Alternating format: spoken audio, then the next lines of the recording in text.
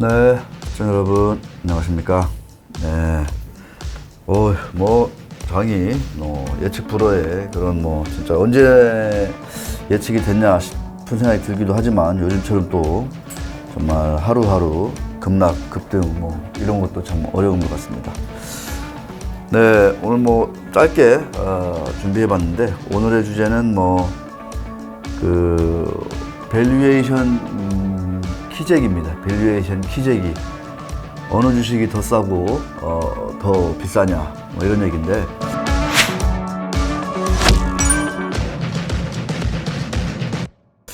왜 이거가 필요하냐면 우리 국민연금 지키기로서 지난 시간에 이제 이 안전마진 얘기를 제가 이제 말씀드렸잖아요. 그러면서 이제 우리가 이제 숫자적으로 안전마진이라는 거는 이제 감성적인 지표는 절대 아니잖아요. 이렇게 그렇다고 해서 상상을 해서 미래를 예측해서 안전마진을 확보한다? 이것도 참 말이 안 되는 것 같고, 왜 안전하다는 얘기는 이미 이제 우리가 검증했다라는 전제하에서 우리가 이제 접근하는 이제 용어거든요. 그래서 지난 말씀드렸지만은 이제 과거에 어떤 회사가, 상장사가 벌어둔 어떤 이익이라든가, 자산이라든가, 어떤 기술이라든가, 특허, 이런 것들을 하나의 이제 숫자화한 걸 가지고 이게 어느 정도 지금 주가 대비 안전하냐, 아니면 덜 안전하냐, 위험하냐, 이런 얘기를 우리가 이제 쭉 할 수 있을 것 같습니다. 그러면서 이제 대표적으로 우리가 이제 안전마진 이런 얘기를 하면서 실제로 이제 투자의 세계에서 얘기하는 게 첫 번째로 이제 PER, PBR 같은 이런 밸류에이션 지표를 꼽을 수 있겠고, 그 다음에 또 하나가 이제 배당 수익률 이런 거 있잖아요. 이 저금리 시대에 시가 배당 수익률이 13%다. 그 정도면 괜찮아. 근데 5%다. 이러면 막 이제 눈이 커지는 거죠. 근데 이 배당이 안정적이야. 내년에도, 내후년에도 그 정도 배당 수익률을 우리가 미루어 짐작할 수 있어. 이렇게 되면 이제 얘기가 달라지는 거죠. 그죠? 그런데 이제 이런 개념이, 예를 들어서, 주식시장이 또는 주가가 상승하는 초기에는 사실 이제 이 안전마진 이런 것들이 눈에 잘 안 들어와요. 근데 이제 어느 정도 이제 붕 뜬 상태라든가, 그래서 조금의 이제 악재가 나오면 주가가 확 밀리고, 오죽하면 게임스탑 같은 그런 이슈, 공매도 이슈, 공매도를 타도하자, 이런 이슈를 가지고 주가가 많이 밀렸다고 하니까 지금 상황이 상당히 좀 이렇게 불안불안한 것 같다라고는 이제 볼 수 있을 것 같습니다. 물론 코스피 지수가 4,000을 간다는 얘기도 있고, 그렇습니다만. 아침에 이제 우리 김영익 박사가 어디 중앙일보인가요? 기고한, 칼럼을 보니까 거의 모든 지표가 2000년, 2008년 거품 붕괴 전과 유사하다. 이런 얘기를 이제 칼럼을 이제 쓰셨어요. 물론 이제 이런 칼럼대로 당장 칼럼에서 얘기한 그런 거품의 붕괴 이런 것들이 언제 나올지는 모르죠. 김 박사님도, 김 교수님도 그렇게 얘기를 하셨던 건데, 여기 보면 이제 제가 지금이 버블이 언제 붕괴되냐 이런 걸 제가 얘기할 수 있는 건 아니고, 저도 역시 제가 언제 거품 꺼지는지 제가 어떻게 하겠습니까? 다만, 언제 버블이 올지 잘 알 수 없고, 또 하나, 과연 거품이 무언지를 측정하는 지표도 없다는 거예요. 그러면서 이제 이 칼럼에서 얘기한 게 브리지워터 여기 창업자죠. 레이 달리오라는 이 양반이 거품 여부를 판단하는 7가지 기준을 제시하고 있다고 그래요. 그래서 한번 그게 좀 의미가 있을 것 같아서 한번 우리 유일한 경제TV 공유하고자 합니다. 자, 가격이 주가라고 하겠죠. 전통적 척도보다 높은가? 과거에 어느 수준에 비해서 어느 정도에 와 있나, 이런 거죠. 가격이 미래의 이익을 과대평가하고 있는가? 미래의 이익, 다시 말해 성장성이겠죠. 성장성을 너무 과대평가하고 있는 건 아닌지. 투자자들이 높은 레버리지를 활용하여 자산을 매입하고 있는가? 세 번째 기준. 높은 레버리지를 쓰고 있느냐, 안 쓰고 있느냐. 느낌 오시죠? 예. 그러니까 말씀드리잖아요. 전통적인 그 히스토리컬한 그런 밸류에이션이 있잖아요. 가격 지표가. 그거에 비해서 지금이 어떤 상황이냐. 두 번째, 미래의 이익, 성장성을 어느 정도 미리 지금 반영하고 있느냐, 주가에.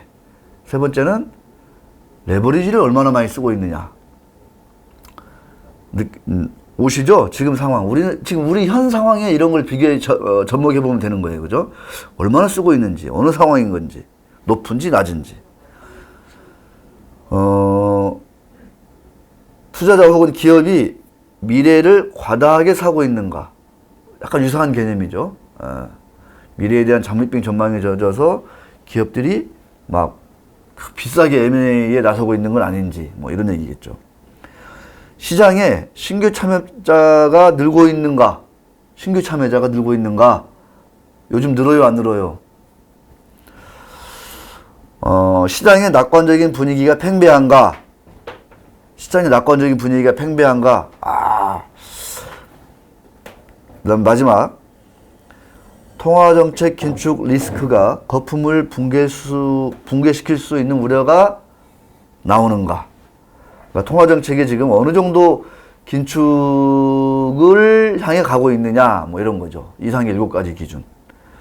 우리 김 교수님 칼럼의 이제 결론 비슷한 거는, 7가지 기준에 비춰봤을 때 많이 가고 있다. 어느 정도 좀 거품이 있다고 봐야 된다. 이런 얘기예요. 여러분은 어떻게 생각하십니까? 많은 댓글과 이런저런 등등으로 많이 좀 공유해 주셨으면 좋겠습니다.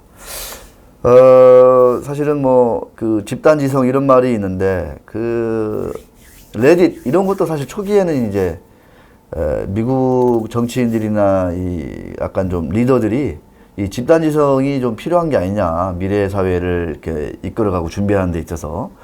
그런 점에서 이제 뭐 페이스북이라든가 뭐 트위터라든가 이런 레딧 뭐 이런 거 해가지고 그런 것 측면에서 많이 좀 긍정적으로 애용했던 것 같은데, 지금 뭐 게임스탑 이런 거 보면은 상당히 긍정적인 측면만 있는 건 아니다, 이런 생각이 들기도 합니다. 자, 유일한 경제 TV는 뭘로 얘기한다? 네, 숫자로 얘기한다. 숫자. 밸류에이션으로 얘기를 하죠. 숫자. 어제 이제 사실은 어제가 2월 1일, 2월 첫날 셀트리온 뭐 사실은 게임스탑 여파로 셀트리온 주가가 많이 올랐어요. 그래서 강 PD, 네. 어제 셀트리온 주식 한 주 사기 막 이런 게 있었어요? 네. 그거 뭐예요? 한 주씩 사면 뭐 어쩌겠다고 그걸? 그러니까 뭐 모르겠어요. 어떤 큰 그냥 의미 부여만 하신 것 같아요. 그러니까 공매도 타도 하는 데 있어서 한 주씩 사자 뭐 이런 거예요? 네, 그냥 운동 그냥 주식. 네. 그러니까 셀트리온을 비롯되는 네, 주주들끼리 공매도, 우리나라의 불공정한 공매도를 이대로 방치할 수 없다, 이러면서 이제 공매도 타도 운동 뭐 이런 하나의 주주들끼리 뭐 한 주씩 사기 운동 예. 어저께 해가지고 막 1 막 이렇게 거래하는 게 한 주씩 거래가 돼? 네. 그래가지고 저 강 PD가 그거 보내준 거 보고 깜짝 놀랐어요. 실제로 이런 어제 너무 웃기네요. 실제로 이런 일이 있구나. 어제 거래 외국인 기관이 많이 받고 개인이 팔았습니다. 실체가 다르네요. 그러면서 그럴 거 아니에요. 이 외국인 산 게 쇼커버다. 뭐 이런 얘기도 할 거 아니에요. 근데 어제 일각에서는 운동을 했는데 운동에 참여하지 않은 사람이 엄청 많았나 봐. 개인들의 운동에 참여하지 않았구나. 수익 실현. 어제 개인이 엄청 빨았는데요. 그러니까요. 제가 그거 보고도 야, 도대체 이 진실은 무엇일까? 이 셀트리온을 둘러싼 공매도 논란의 진실은 무엇일까? 이런 생각도 많이 들었습니다, 제가. 그래서 제가 오늘은 제가 이제 가끔 이제 그런 그 글로벌한 그 기업들, 유사한 위치에 있는 기업들 약간 밸류에이션 비교를 해보는데, 한번 오늘은 셀트리온하고 암젠을 한번 비교해 보려고 그래요. 셀트리온하고 암젠하고. 뭐 비교가 될 만한 기업이냐 이런 얘기부터, 뭐 그런 걸 비교하냐 뭐 이런 얘기부터 뭐 다양한 의견이 있을 것 같은데, 어쨌거나 유일한 TV는 숫자로 비교하겠습니다. 호불호를 떠나서. 가치 판단은 가급적 배제하고 숫자로 비교를 하겠습니다. 왜냐? 제가 이제 강 PD도 아마 기억날 건데, 제가 이제 몇 차례 이제 그런 삼성전자를 가지고 동종업종 글로벌한 밸류에이션 비교를 했었어요. 작년 중순께 삼성전자하고 애플을 비교했었고, 봤더니 애플은 이렇게 올랐는데 삼성전자는 이렇더라. 이 괴리가 좁혀질 거다. 뭐 역전되진 않겠지만 좁혀질 거다. 어떻게? 두 가지 하나죠. 애플이 내려오면서 삼성전자가 살짝 올리면서 수렴하거나, 아니면 이렇게 가면서 삼성전자가 쫓아가면서 수렴하거나. 근데 지금까지는 이렇게 이제 삼성전자가 쫓아가면서 수렴을 한 거예요. 그러니까 이런 페어 그룹, 동일한 업종에 있는 피어 그룹, 페어가 아니죠. 피어 그룹 비교가 나름 의미가 있는 거예요, 이게. 그래서 너무 괴리가 벌어지면 달도 차면 기운다. 제가 기억나시죠? 달이 차면 기우는 거예요. 그럼 제가 또 한 번 했던 게 아시아의 또 TSMC, 그다음 삼성전자 비교해봤죠. 그랬더니 말도 안 되게 또 이렇게 돼 있는 거예요. 이렇게. 그래서 제가 옛날에 삼성전자 출입했던 당시에 그런 기억도 얘기했었고. 그런데 제가 TSMC는, 그래서 제가 이제 애플은 숏을 얘기했었는데, 제가, 네, 감히. TSMC는 섣불리 숏을 하기가 어렵다 그랬어요. 왜냐면은, 이 파운드리 시장이 완전히 그냥 빵 터지고 있더라고요. 빵, 이렇게. 예, 버블이 터지는 게 아니라 그냥 산업이 그냥 팽창하고 있더라고요. 그래서 대만의 ASML인가요? 예, 홀딩스 그 장비가 부족할 정도로. 예, 그래서 제가 그거 보고, TSMC 좀 더 갈 수 있겠구나. 삼성전자도 뭐 따라가긴 하겠구나. 제가 이제 그런 얘기를 했던 기억이 납니다. 뭐 검색해 보시면 알아요. 유일한경제TV, TSMC, 유일한경제TV, 애플, 삼성전자 막 치시면 나옵니다. 우리 강상구 PD가 이게 다 이렇게 태그를 잘 달아놓고 와가지고 검색하기 쉽습니다. 지난 시간 댓글에 어느 분이 제 그런 기억이 나요. 야, 뭐 셀트리온만 비교하냐. 삼바는 더하다. 뭐 이런 얘기를 이제 누가 댓글로 달아놓으셨어요. 그래서 제가 다음 시간에 암젠, 셀트리온, 삼바까지 같이 세 개를 동시에 비교해 보겠습니다. 셀트리온은 뭐 웬만큼 아실 거라고 보고, 암젠도 좀 아시죠? 글로벌한 아주 빅 파마, 바이오텍이죠. 전 세계 56개국에 위치한 62개 법인이 있다는 거예요. 암젠.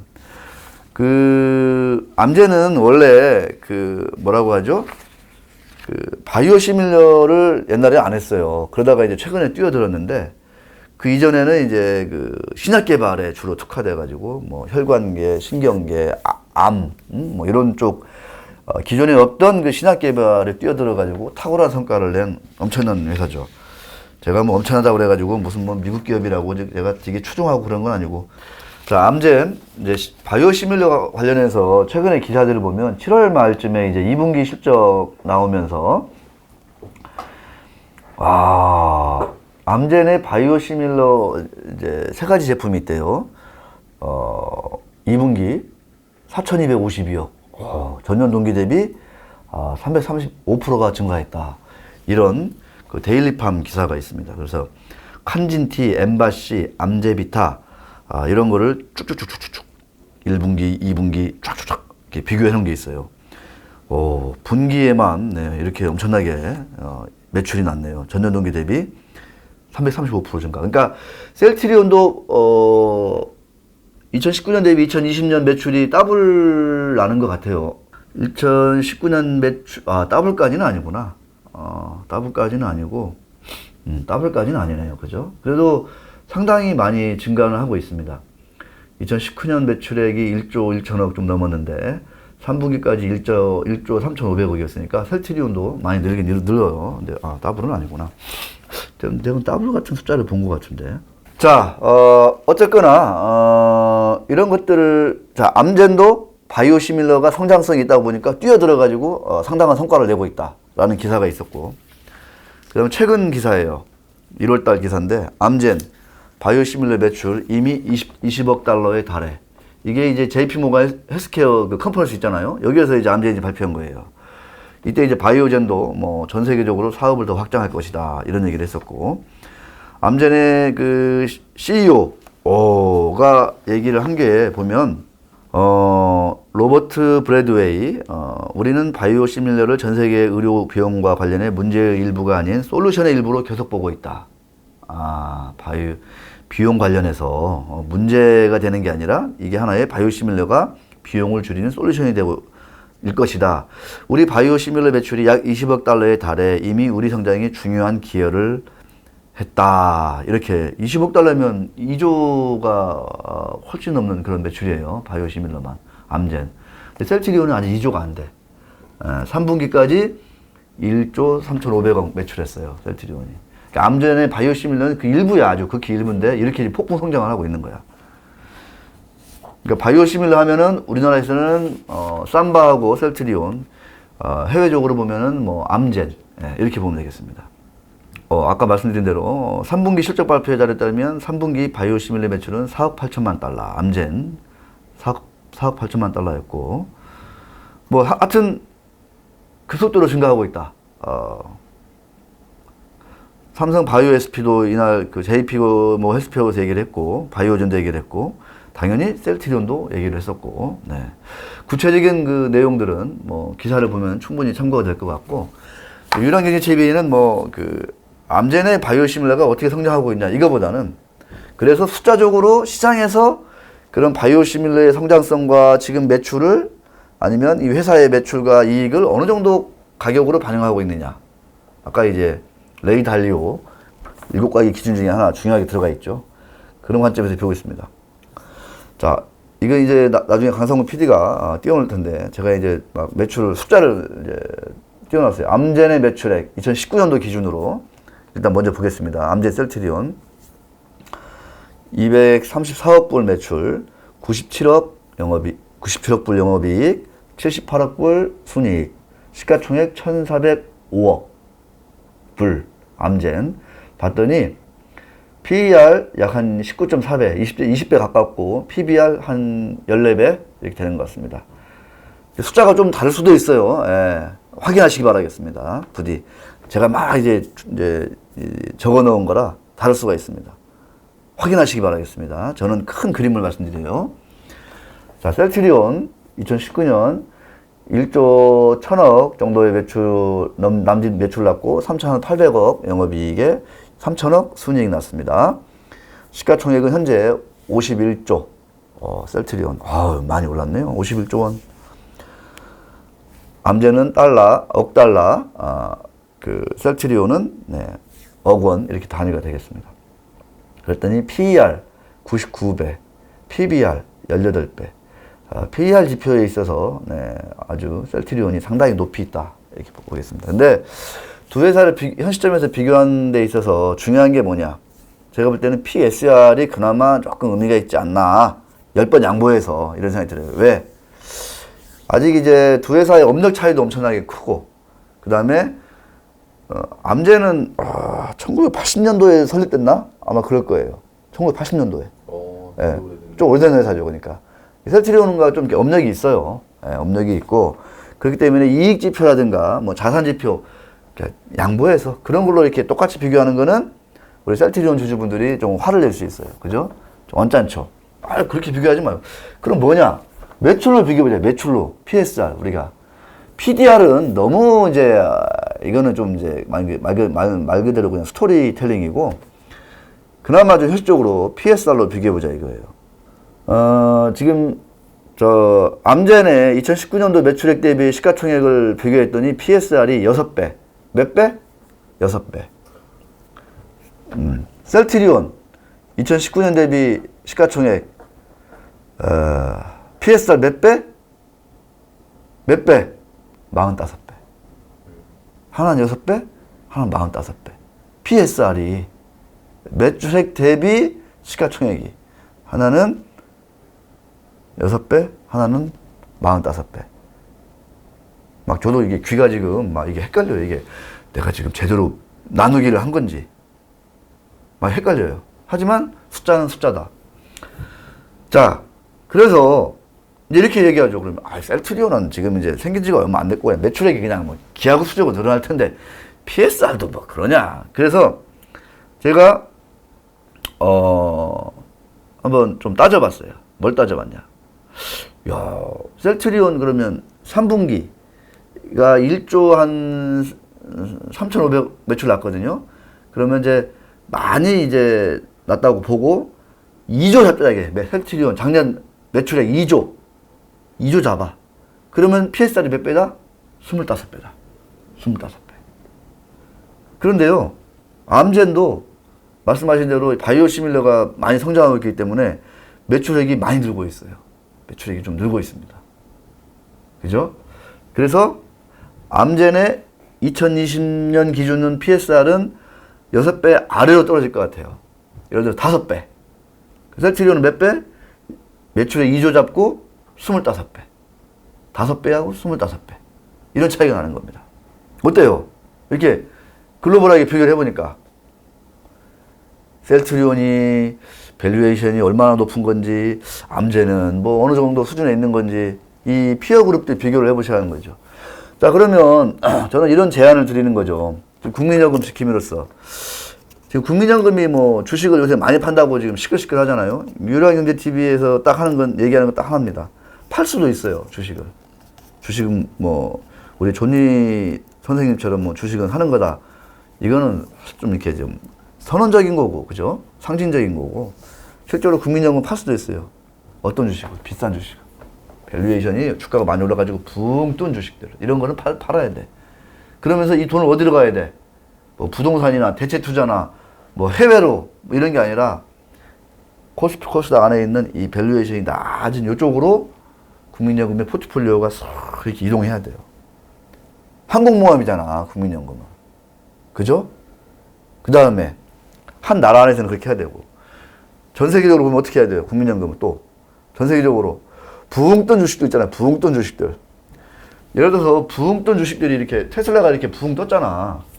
그죠? 그럼 이게 10년 동안 더 부흥 뜨냐? 뭐 봐야 돼요, 우리가? 국민연금이 보고 그걸 사야 돼요? 어떻게 해야 돼요, 국민연금은? 이렇게 부흥 뜬 주식들은 이제 떴으니까 그래, 많이 묵었다. 어떻게 조용하게 가라앉은 주식으로, 가라앉은 좋은 주식으로 가야 돼요, 국민연금은. 그리고 결과적으로 보면 파는 게 아니라 포트폴리오를 조정하는 거지. 돈을 빼는 게 아니라. 이런 식으로 국민연금은 가야 국민연금 계좌가 지켜진다라는 말씀을 끝으로 드리도록 하겠습니다. 자, 2020년 이제 결산이 다 나오면 그때 제가 다시 한번 할 거고, 다음 시간에는 이제 여기에 이제 쌈바까지 붙여가지고, 제가 이 PSR 한번 비교를 해보도록 하겠습니다. 고맙습니다.